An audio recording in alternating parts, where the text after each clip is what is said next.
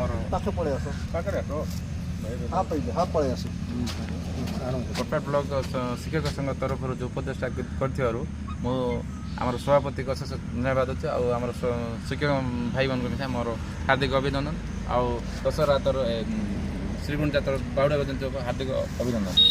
आगामी दिन में जो जेकोसी छोट छोटिया जो गोटे जाक अच्छी आम स्कूल भितर जो समस्या हम ताको आमर नजर को आने से मुझे दृष्टि देवी आउ जहाँ संघर जो सुविधा असुविधा नहीं कि सब मुझे साथी रही काम करी ये कही मोर बक्तव्य नमस्कार। आईनजीवी कोटपाड़ मत आज एनपीएस तरफ उपदेष्टा रखि मु प्रथम सभापति एवं समस्त कर्मकर्ता को कृतज्ञता ज्ञापन करुच्ची।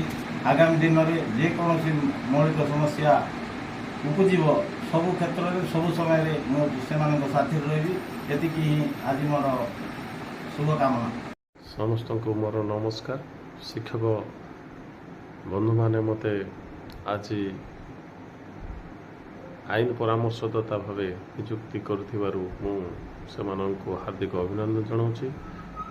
प्रत्येक शिक्षक मानकर जो समस्या अच्छी तार जमिति समाधान हो पारिबो सेति पई मु पूर्ण मात्रा रे सहयोग करिबी। नमस्कार।